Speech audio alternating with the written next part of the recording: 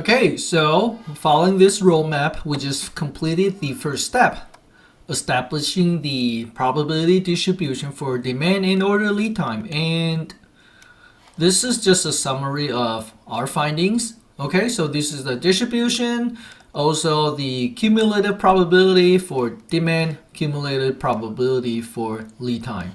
The reason we need cumulative probability is because they become handy when it comes to simulation. All right, so that's step one. Now we can move on to step two, which is to build the model. Now, let me give you more details on the operation of this company. The company is using an inventory policy called RQ policy. Okay, RQ policy specifies two parameters. One is called reorder point, which is R. The reorder point is 5. Another parameter is so-called order quantity, which is Q, represented by Q, which is 10 for now. Okay, so what does that mean by having an R of 5 and Q of 10? So RQ policy basically says this: you will keep monitoring your inventory until this condition holds, then you will place an order. So what condition? Okay, when the inventory level on hand is less or equal to the reorder point. Okay, when your inventory level hits this R, which is 5 for now, and also there's no outstanding order. What does that mean? Outstanding orders are the orders that are en route. Okay, these are order en route on the way. You have placed the order, but you haven't received them. That's called outstanding order. Okay, so when your inventory level is lower or equal to 5 and there's no outstanding order, then you will place an order. Okay, and when you place an order, how many do you order? You order Q. You order 10 in the example. Okay, so that's the RQ policy. We're going to simulate the operations for 10 days. But remind you, so within each day, there are multiple events that are taking place. Remember, this company may order, something may arrive, demand may show up. So one of the important things is to find out the sequence of those events. What happens first, what happens next. Okay, so I need to specify that for you. So it turns out that every day, this is the order of the event. This is a timeline, beginning of a day and end of a day. At the beginning of a day, what happens first is the company will receive any order shipment. Okay, so if there is an order out and the shipment is arriving today, let's assume that the shipment will arrive first thing in the morning. Okay. Second, the company will realize the demand for that day. They will observe the demand, which is random, which is uncertain. They'll realize the demand at this point, and then they try to fulfill the demand. After fulfilling the demand, they will figure out how much remaining inventory they have. And based on the remaining inventory level, they will decide whether to place an order or not. Okay, so this is where the RQ policy comes into play.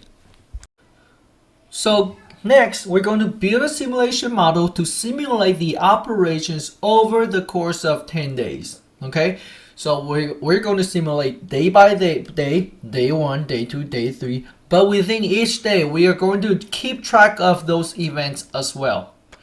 In this example, instead of jumping into Excel and build a model in Excel, we're actually going to simulate this problem on the paper. Okay, we're going to first simulate on the paper to give you an idea how it works, and then we'll move on to Excel. Okay, so when we simulate on the paper, we're going to use these random numbers. Okay, so we're going to simulate for 10 days. Every day we have a demand, so we need a random number for demand, and these are the random numbers for demand. Let's say I just give it to you. And also there's a possibility that we need to simulate the lead time, and let me give you those random numbers to simulate the lead time. Now let's start creating the simulation. Here, these are just the cumulative probability for demand and lead time from the previous slide. This is the blank table that we're going to simulate. Order quantity is 10, reorder point is 5. This were given to you. So we're going to simulate by day 1 through day 10, and we're going to create columns over here to record the event or the status of the company over simulation. I highly recommend that you download the Excel that contains this table to work on this simulation with me. The most challenging part of the simulation is actually how to come up with the columns that you need for simulation. And here's my hint. You simply need to think about the sequence of events and record whatever is needed as the time moves. Let me give you an example. Let's start from day 1. So what happens in day 1? Well, in the beginning, you will receive inventory, shipment, if there's any. Okay, so that means let me create a column to record if there's any inventory I'm going to receive today. What's next? Well, the next thing is you will figure out the demand. Okay, so I know I need to record something called demand. So there's a space here for a purpose. You will see that. Okay, I figure out that I need to record demand. And what's next? Oh, demand is something random. So that means I need a random number for the demand. So before demand, let me create a column called random number. What's next? Well, after I knowing the demand, I can figure out what is the ending inventory. So let me create a column called ending inventory. And remember, ending inventory is on the right of demand column because ending inventory cannot be figured out before you see the demand. Okay, so there's a sequential relationship here. If I want to figure out what's the ending inventory, I realize that I need to know how much inventory I have in the beginning. So that prompts me to create another column, let's say beginning inventory. Okay, so I would know how much inventory is available for sale after I receive the shipment. Okay, so that's why this column comes after this column. There's another sequential relationship here. Now, after knowing my ending inventory, I can figure out at the same time if I have any lost sales or not. And based on ending inventory, I can figure out if I need to place an order. So I have a column just to record if I place an order. I know if I place an order, I need to simulate the lead time. I need to find out the lead time, which is uncertain. So that means I need to simulate it. So that's why I need another random number. So I'm going to create a column called random number. As I mentioned, coming up with the right columns are the most difficult part here. It's not really difficult, it's simply logic.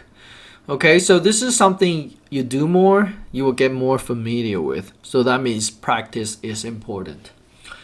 And if there's an exam, then I'm going to give you a blank table. I will not give you the headers, not giving you the columns. You need to come up with them. This is a critical part for simulation.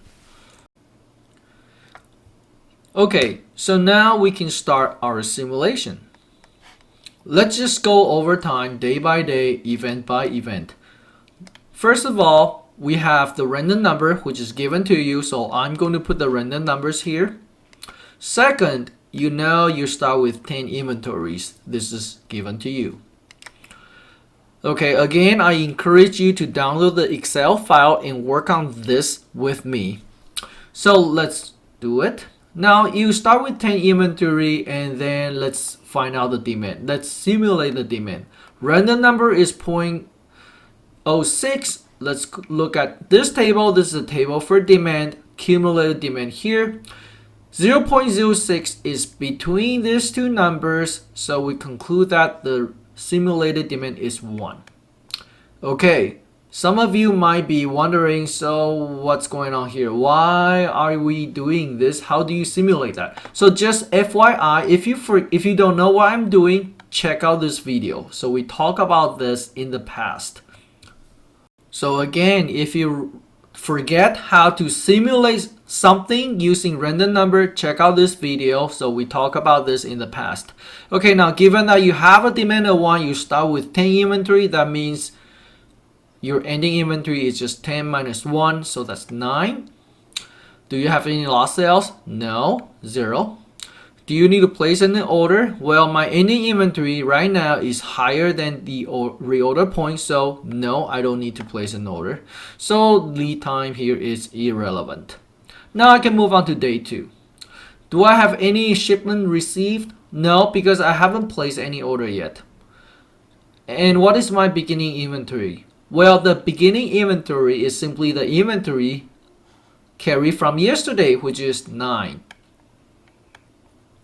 And now I can figure out the demand, simulate the demand. 0.63 is between these two numbers, so the simulated demand is 3. I start with 9, demand is 3, so that means I have 6 left. 6 is higher than the reorder point, so I do not need to replenish. No lost sales, no order. So I can move on to day 3. Still, I don't have any received inventory, no inventory received today because I haven't placed any order yet. My starting inventory is still again the inventory from yesterday. Now let's simulate the demand, 0.57 between these two numbers. So the simulated demand is 3. And I start with 6, demand is 3, so that means I end up with 3 remaining inventory. There's no lost sales. But watch out. My inventory, my ending inventory now is lower than the reorder point. So that means I need to place an order. Since I place an order, I need to simulate the lead time. So check out this table. 0.02, is smaller than this number, which means the simulated lead time is 1 day. Okay, now I need to clarify one thing. So 1 day. So my order will be received in 1 day. But 1 day from when? Okay, you're placing the order at the end of the day. So that means the supplier will not receive this order until next morning. So it actually means 1 day starting from next morning. So actually, this order will not be received until the beginning of day 5. Okay, so that's how we define the lead time. Okay, so 0. My beginning inventory is whatever I carry from yesterday, which is 3. Simulating demand, 0.94. Okay, it's between here, so demand is 5. I start with 3. Demand is larger than my inventory. So that means I'm not going to have anything left. So remaining inventory is 0. But you know what? There are 2 customers or 2 demands that will be lost because I cannot fulfill them. Okay? 5 minus 3 is 2. So lost sales is 2. Do I need to place an order? Well, although my ending inventory is indeed less than the order point, the reorder point, but I have an outstanding order. Remember, I placed an order yesterday, it's still en route, so that means I do not place another order. So no. Next morning, okay, so here, next morning is when my order will be received. Okay, so this lead time 1 is 1 day from the next morning, from the morning of day 4. Okay, 1 day from the morning of day 4. So that means receiving this on the morning of day 5. So I will receive my order quantity, which is 10. So that means my beginning inventory is 10 plus 0, still 10. Let me simulate the demand, 0.52. That's between these two numbers, so 3. That means any inventory is 7. No lost sales. 7 is higher than reorder point, so I do not reorder. Now you probably have seen the repetition over here. Okay, you see the rhythm. So now let me take a pause and actually encourage you to go back to the Excel for this example and work out the remaining simulation on your own. Now let me show you the remaining simulation. It looks like this. Now that we finished the simulation, we can come back to the metrics that we try to measure. In this case, the metrics that we're trying to measure is the total cost. So where do we generate cost? There are three places where we generate a cost.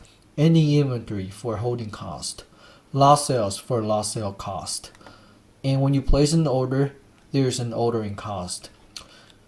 For every ending inventory, the cost is $0.03 per inventory per night. Okay, so that means this 9 inventory generates 3 cents of cost each. This 6 inventory generate a cost of 3 cents each. So in total, if we add up all those numbers, we find that we have 41 ending inventory. Each generate a cost of 3 cents.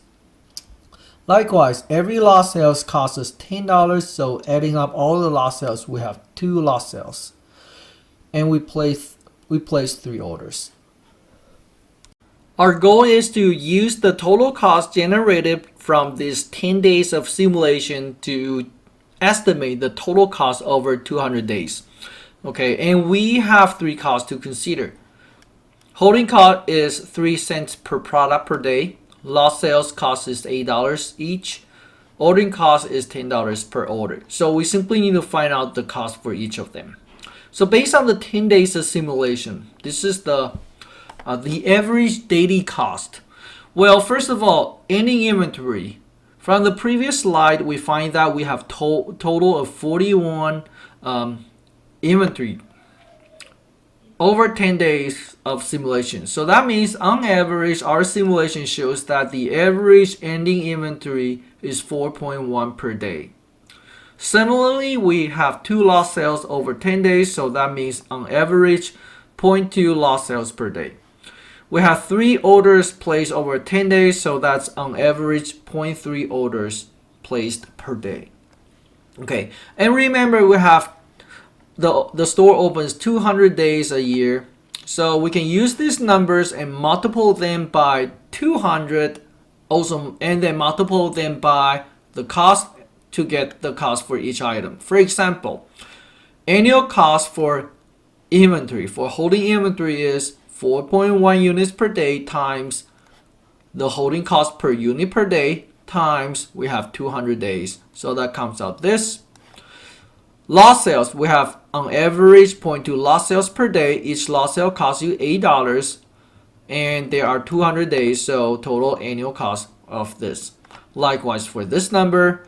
And so finally we can add up these 3 costs, comes out 944.6. So that is our estimated total inventory cost over 200 days or a year.